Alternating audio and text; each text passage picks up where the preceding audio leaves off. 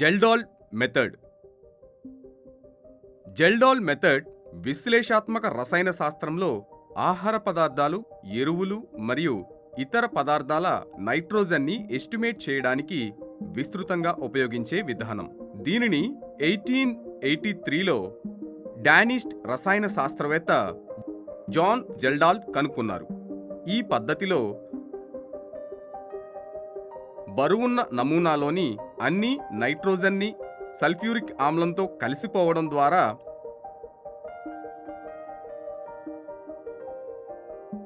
ద్రావణాన్ని ఆల్కలైజ్ చేయడం ద్వారా మరియు ఫలిత అమోనియాను స్టాండర్డ్ యాసిడ్ యొక్క కొలిచిన క్వాంటిటీలో డిస్టిలేషన్ చేయడం ద్వారా నిర్ణయించడం. వీటిలో ఎక్కువ భాగం అంశమాపనం ద్వారా నిర్ణయించబడుతుంది. మెథడ్. ఈ పద్ధతిలో 360 to 410 డిగ్రీ సెంటీగ్రేడ్ వద్ద కాన్సన్ట్రేటెడ్ సల్ఫ్యూరిక్ యాసిడ్తో వేడి చేయటం ఉంటుంది. ఇది రసాయన పదార్థంను ఆక్సిడైజ్ ద్వారా డీకంపోజ్ చెంది రెడ్యూస్ చెందిన నైట్రోజన్ని అమోనియా సల్ఫేట్ వలె విముక్తి చేస్తుంది. వియోగంను వేగవంతం చేయటానికి సెరీనియం Hg2SO4 లేదా CuSO4 వంటి క్యాటలిస్ట్ను తరచుగా కలుపుతారు. H2SO4 యొక్క బాష్పీభవన స్థానాలు పెంచడానికి Na2SO4 కూడా జోడించబడుతుంది. సాంద్రీకరణ చివరి భాగం స్టాండర్డ్ ఆమ్లంలో ముంచాలి. ఒక వీక్ యాసిడ్ వంటి బోరిక్ యాసిడ్ అమోనియా అదనపు తరచుగా ఉపయోగించబడుతుంది.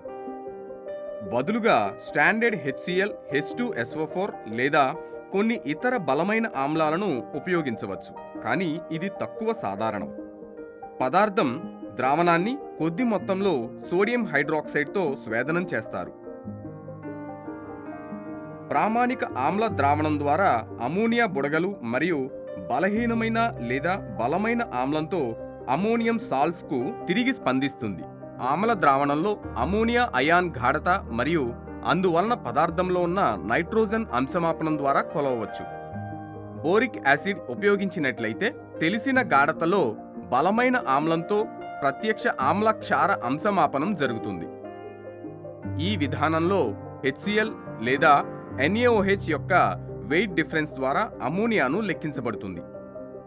ప్రత్యక్ష అంశమాపనం విషయంలో బలహీనమైన ఆమ్లం ఖచ్చితమైన మొత్తాన్ని తెలుసుకోవాల్సిన అవసరం లేదు, ఎందుకంటే ఇది టైట్రేషన్కు అంతరాయం కలిగించదు. దీనిని సమర్థవంతంగా ట్రాప్ చేయడానికి అమోనియా కంటే ఎక్కువగా ఉండాలి. ఈ టైట్రేషన్ రియాక్షన్స్కు తగిన ఇండికేటర్స్లో ఒకటి తాషిరోస్ ఇండికేటర్. ఈ పద్ధతిలో నైట్రోజన్ ఉన్న కర్బన సమ్మేళనాన్ని గాఢ సల్ఫ్యూరిక్ ఆమ్లంతో వేడి చేస్తారు. కర్బన పదార్థంలో ఉన్న నైట్రోజన్ అంతా అమోనియం సల్ఫేట్గా మారుతుంది. ఈ ఆమ్ల మిశ్రమాన్ని అధిక సోడియం హైడ్రాక్సైడ్ ద్రావణంలో వేడి చేస్తే అమోనియా వాయువు విడుదలవుతుంది. ఈ అమోనియం వాయువును గాఢత ఘనపరిమాణం తెలిసిన అమోనియా మొత్తాన్ని న్యూట్రలైజ్ చేయడానికి కావలసిన దానికంటే ఎక్కువ పరిమాణంలో ఉన్న గాఢ సల్ఫ్యూరిక్ యాసిడ్లోకి పంపి తటస్థీకరణం చెందించగా మిగిలిన ఆమ్లాన్ని స్టాండర్డ్ యాసిడ్లో టైట్రేషన్ చేస్తారు. దీని నుంచి అమోనియాను తటస్థీకరించడానికి పట్టిన యాసిడ్ వాల్యూమ్ గణిస్తారు.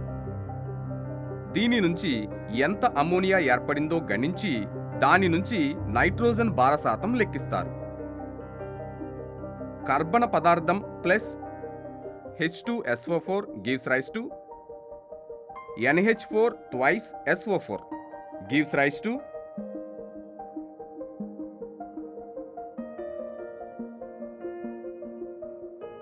Na2SO4 plus 2NH3 plus 2H2O. 2NH3 plus H2SO4 gives rise to NH4 twice SO4. తీసుకున్న కర్బన పదార్థం Mg అనుకుందాం. క్యాపిటల్ M గాఢత గల sulphuric acid volume is equal to VmL. Ammonium వాయువును పంపిన తరువాత మిగిలిన ఆమ్లాన్ని క్యాపిటల్ M మోలార్ NaOH ద్రావణంలో తటస్థీకరించడానికి పట్టిన NaOH volume is equal to V1ml. V1 ml NaOH is equal to V1 by 2 ml H2SO4. Capital M గాఢత గల H2SO4 ఘనపరిమాణం is equal to V minus V1 by 2 ml. Therefore, V minus V1 by 2 ml capital M molar ద్రావణం H2SO4 is equal to 2 V minus V1 by 2 ml NH3 capital M molar ద్రావణం. 1000 ml 1 mole NH3 ద్రావణంలో 17 grams NH3 లేదా 14 grams nitrogen ఉన్నట్లు 2 V minus V1 by 2 ml ల M NH3 ద్రావణంలో ఉన్న nitrogen is equal to 14 into capital M into 2 into V minus V1 by 2 by 1000 grams nitrogen. Nitrogen భారశాతం is equal to 14 into capital M into 2 into V minus V1 by 2 by 1000 into 100 by M. That is equal to 1.4 into capital M into 2 into V minus V1 by 2 by M. Limitations. కర్బన పదార్థాలలో ఉన్న nitro azo సైకిల్స్లో ఉన్న నైట్రోజన్ల నైట్రోజన్ను జెల్డాల్ పద్ధతిలో కనుక్కోవాలి. ఎందుకంటే ఈ nitrogen ammonium సల్ఫేట్గా మారలేదు. Problem. జెల్డాల్ పద్ధతిలో ఒక కర్బన పదార్థంలోని నైట్రోజన్ను పరిమాణాత్మక విశ్లేషణ చేసినప్పుడు 0.5 గ్రామ్స్ కర్బన పదార్థం నుంచి వెలువడిన అమోనియా వాయువును తటస్థీకరించడానికి 1 మోల్ గాఢత కలిగిన H2SO4 ఆమ్లం 10 ml పడుతోంది.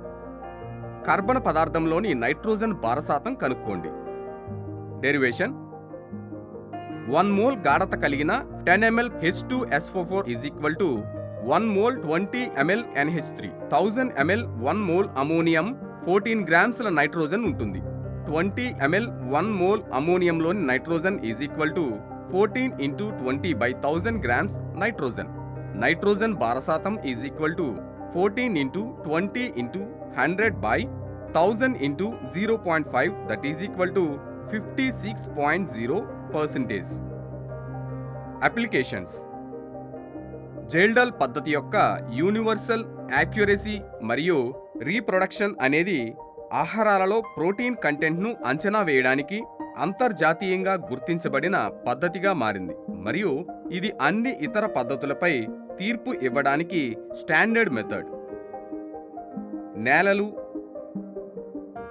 వ్యర్థ జలాలు, ఎరువులు మరియు ఇతర పదార్థాలను పరిశీలించడానికి కూడా దీనిని ఉపయోగిస్తారు.